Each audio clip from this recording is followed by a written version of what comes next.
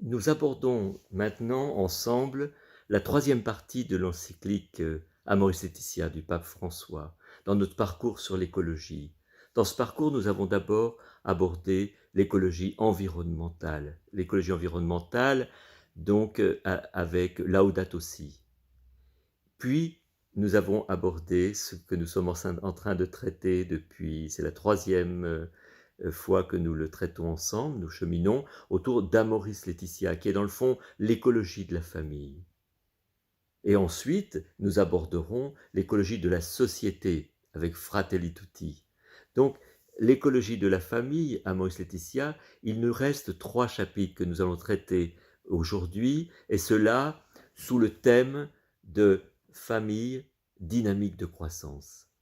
En effet, dynamique de croissance, car nous partons toujours de quelque chose qui est imparfait vers quelque chose qui est meilleur, qui répond mieux à l'appel et à la proposition de bonheur fait par notre Créateur. En somme, nous partons d'un matériau, ce que nous avons reçu en essence, ce que la vie nous a amené à devenir, parfois par des échecs que nous avons eus, ou bien par des difficultés de notre propre entourage. Nous dépendons non seulement de nous-mêmes, mais nous dépendons de ceux qui nous entourent, familialement, ou ceux qui nous entourent dans la communauté, ou dans notre lieu de travail, ou dans notre école. En somme, nous ne sommes pas des êtres isolés, et il ne s'agit pas de partir d'un idéal, il s'agit de partir d'un réel qui nous est donné.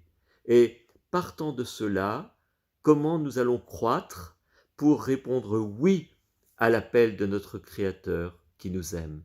Ainsi donc une dynamique de croissance, une pastorale, dit le pape François, une gradualité dans la pastorale. Il ne s'agit pas d'une gradualité de la loi, comme si dans le fond on rapetissait le projet de Dieu à ce que nous savons faire. Non, pas du tout. Il s'agit d'une gradualité dans la pastorale, c'est-à-dire aujourd'hui, que puis-je faire pour répondre à l'appel du Seigneur. Et demain, à nouveau, j'aurai d'autres marches que je pourrais probablement gravir. Ainsi donc, une gradualité de la pastorale. En effet, donc notre pape Jean-Paul II nous avait déjà écrit cela très bien dans les tâches de la famille chrétienne, qu'on appelle aussi Familiaris Consortio. C'est la loi de la gradualité. De quoi s'agit-il? La loi de la gradualité. Eh bien, le fait que nous entrons progressivement par un agir meilleur qu'hier dans le dessein de Dieu.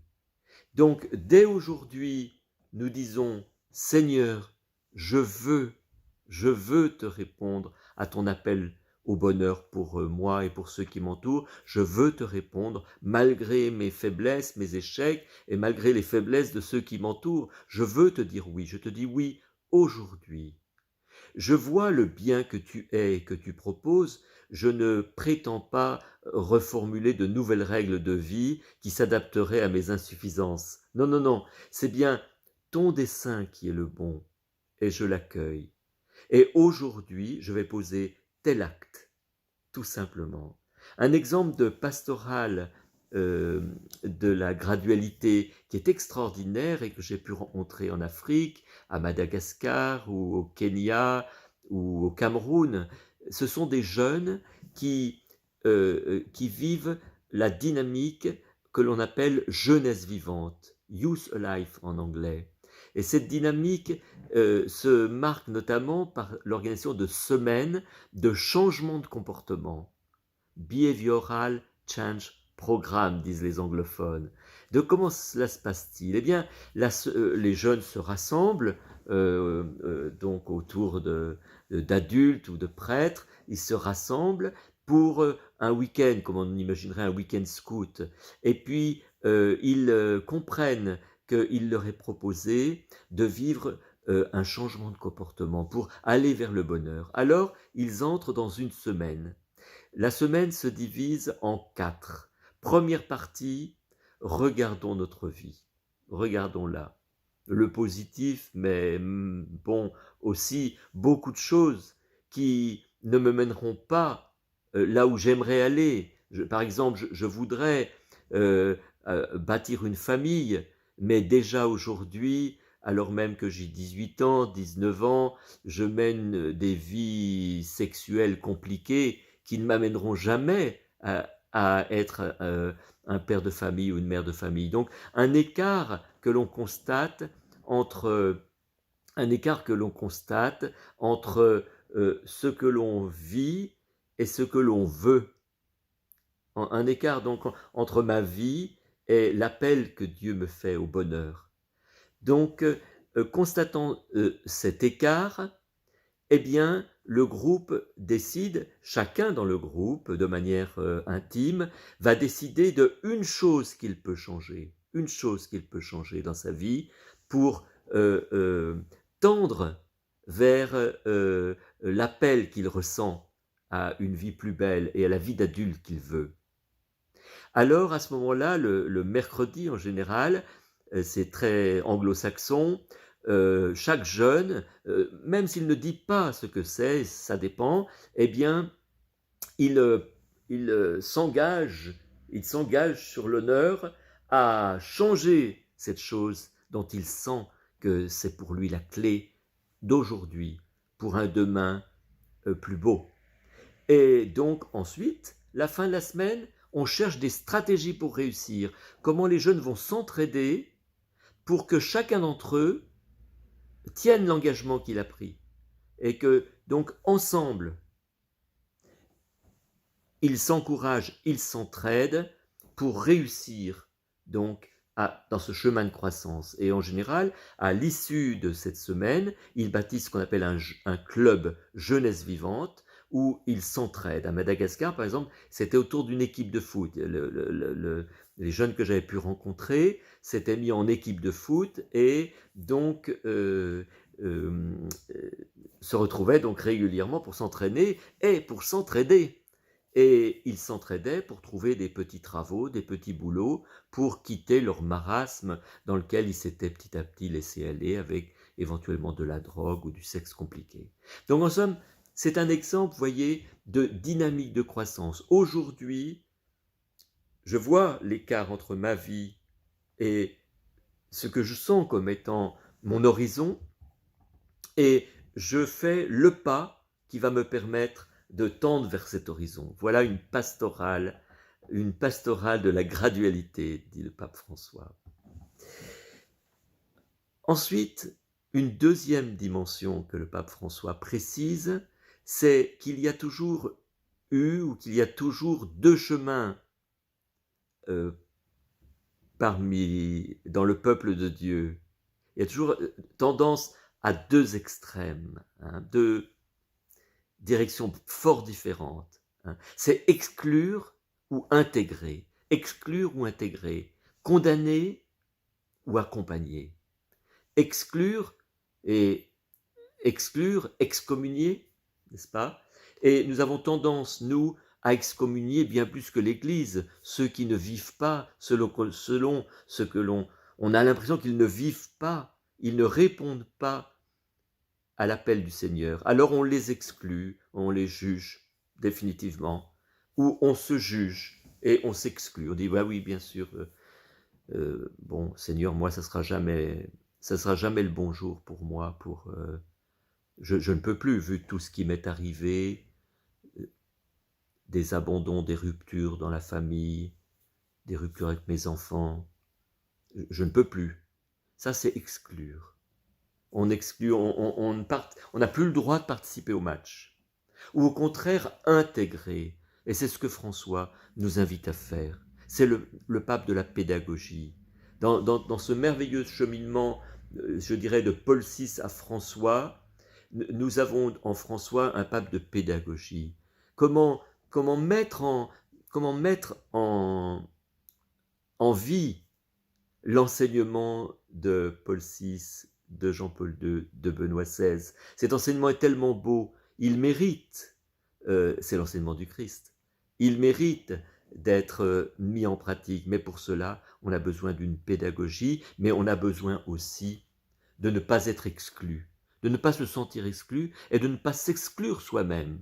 Donc, s'intégrer, se redonner le droit et redonner le droit aux autres membres de la communauté qui nous entourent ou aux autres membres de la famille, le droit au chemin de sainteté. Chacun d'entre nous est appelé à être saint, non pas en théorie, mais avec ce que nous sommes, avec tout ce que nous sommes. Donc, vous voyez, alors que la première partie, j'ai souhaité vous présenter le grand thème de François sur la gradualité de la pastorale, là, c'est un deuxième grand thème, c'est quittons ces attitudes d'exclusion. Voyons comment intégrer, toujours intégrer. C'est-à-dire que qui que nous soyons, nous pouvons participer à la vie pastorale, à la vie paroissiale, pardon, à la vie communautaire. Bien sûr, nous n'avons pas tous la même mission, on ne va pas confier la formation, je ne sais pas, à des prêtres, à des théologiens qui comprennent mal l'appel du Christ et où on ne va pas proposer à des personnes qui vivent des ruptures conjugales sévères et dont ils n'ont pas fait la clarté, on ne va pas leur confier des fiancés en préparation au mariage. Mais chacun de nous a quelque chose à apporter et chacun de nous doit se sentir accueilli dans la communauté, dans la paroisse, dans la famille, pour apporter les dons qui se développent en lui. Et François dit, vous voyez, partant des couples qui sont dans des situations complexes, remariés, eh bien, remariés, par exemple, et donc, alors, il est évident qu'il y a beaucoup de délicatesse à avoir pour ne pas heurter ni ces couples, ni le reste de la communauté. En effet, le mariage est le reflet sur terre de la communion, de l'amour entre le Christ et l'Église. Donc évidemment, je ne peux pas représenter cela si je vis dans une situation qui n'est pas, entre guillemets, conforme, mais je peux, dans ma vie telle qu'elle est, refléter le Saint-Esprit, l'amour, chaque fois que je prends soin de l'autre, de ce conjoint, de ses enfants, de ses parents. Chaque fois que nous aimons, nous sommes comme baignés par le Saint-Esprit. C'est le Saint-Esprit qui aime en nous et nous pouvons donc, avec nos vies concassées, vivre un aujourd'hui merveilleux et participer à la vie divine grâce à la présence du Saint-Esprit en nos vies, par le fait même que nous aimons concrètement en prenant soin de notre entourage. Ainsi donc, donner la possibilité de participer, la participation réintégrée, donc donner à chacun la possibilité de participer à la famille, au corps du Christ. Je peux, malgré mes péchés, par mes péchés, je participe au corps du Christ. Alors, le pape aborde ensuite donc un dernier chapitre, la spiritualité dans la famille ou dans la communauté, la spiritualité. Et il donne 5 thèmes extraordinaires de spiritualité. La première est la spiritualité de la communion, l'union qu'il y a dans notre communauté, dans notre famille, malgré les difficultés, les morceaux d'union, si j'ose dire, la communion, la spiritualité de la communion. Eh bien, chaque fois que nous vivons une communion, nous reflétons la Trinité qui est communion d'amour. Et c'est de cette communion d'amour que jaillit la vie. Donc le premier thème du pape François, spiritualité de la communion. La deuxième chose, le deuxième thème de la spiritualité, c'est la spiritualité de l'amour exclusif et libre. C'est-à-dire que chacun dans notre vie, nous avons des amours exclusifs et libres. un époux pour son épouse, une épouse pour son époux, une maman pour ses enfants, un papa pour ses enfants ou pour ses vieux parents, des membres de communauté qui vivent dans cette communauté, qui la vivent, qui se donnent dans cette communauté de manière libre, mais un amour fidèle. euh, Malgré les aléas de la vie, je me suis engagé et Seigneur, je vis cela. Eh bien, ces réalités humaines ont une profonde signification spirituelle, nous dit François. Ne croyons pas qu'il y a la prière qui est là-bas et notre vie qui est là. Non, c'est notre vie priante qui est première. Notre vie priante. Et avec, donc, nous avons dit la communion, l'amour exclusif et libre. Et puis, François apporte 3 petites pépites. La spiritualité de l'attention aux autres, la spiritualité de la consolation des autres et la spiritualité de l'encouragement. Chaque fois que nous avons de l'attention pour les autres, chaque fois que nous consolons les autres, chaque fois que nous encourageons les autres, ces actes ont une dimension profondément spirituelle. Ce sont des prières qui sont agréables à Dieu et qui sont tellement bienfaisantes, car ainsi nous participons, tous ensemble, nous participons à la vie divine. Ainsi, notre vie est céleste lorsqu'elle est pleinement terrestre. Et ne nous excluons pas. Aujourd'hui, nous avons la possibilité et le droit d'être heureux en participant par nos petites pépites et nos petites actions très simples. Nous sommes essentiels. C'est ainsi que le Christ est présent dans notre monde. Et pour terminer, je vous lis la fin donc de cette encyclique, qui est terriblement longue, 255 pages, vous imaginez ça? Eh bien, la dernière phrase, je la trouve extraordinaire, je vous la propose, elle vous fera du bien au cœur, j'en suis sûr. Cheminons, famille, continuons à marcher. Ce qui nous est promis est toujours plus. Ne désespérons pas à cause de nos limites, mais ne renonçons pas non plus à chercher la plénitude d'amour et de communion qui nous a été promise. Voilà, ainsi nous avons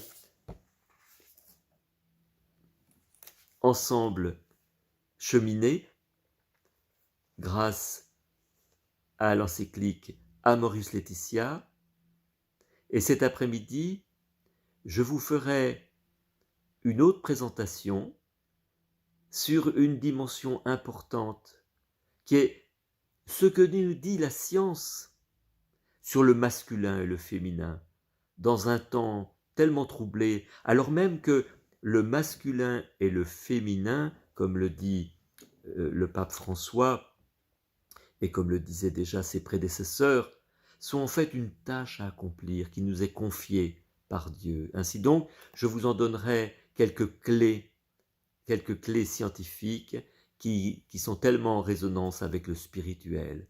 Je vous remercie de votre attention.